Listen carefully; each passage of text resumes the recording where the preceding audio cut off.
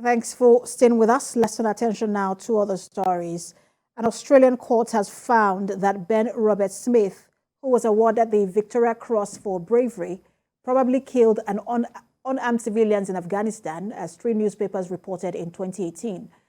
Mr. Robert Smith, a former soldier with the Elite Special Air Services Regiment, he sued the Sydney Morning Herald, The Age and Canberra Times for defamation after they reported he had murdered Afghans during multiple deployments to the country. He claimed the publications had undermined his reputation and made him out to be a man who broke the moral and legal rules of military engagement and disgraced his country and the Australian Army. Reacting to the decision, Afghanistan's Taliban rulers said foreign forces had committed uncountable crimes during the 20-year war in the country. Back in June 2018 to run that story. I think it will go down in the history of the news business as one of the great calls. It was wonderful to be supported by Nine.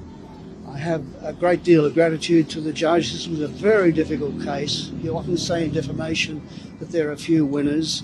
I'm glad to say I'm not standing here as a loser, but I don't think it is true that anybody comes out of a matter like this feeling exultant and triumphant. Today is a day of justice. It's a day of justice for those brave men of the SAS who stood up and told the truth about who Ben Robert Smith is. A war criminal, a bully and a liar. Australia should be proud of those men in the SAS. They are the majority in the SAS and they stood up for what was right and they have been vindicated. Today is a day of some small justice for the Afghan victims of Ben Robert Smith.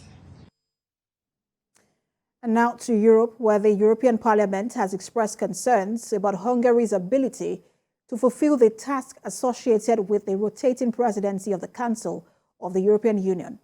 Members of Parliament raised doubts about Budapest's capacity to sustain high-level responsibilities due to the government's deliberate efforts to undermine EU's fundamental values.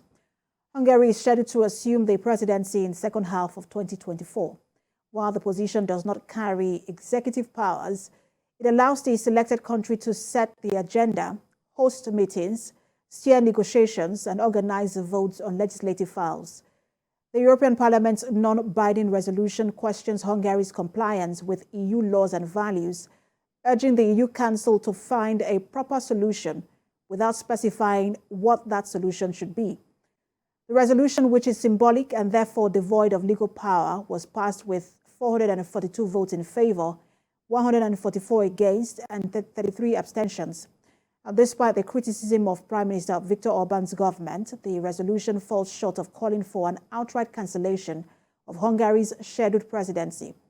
Such a move has no precedent in European history, and legal experts have raised questions on whether the European Parliament could interfere with a prerogative that rests exclusively in the hands of member states.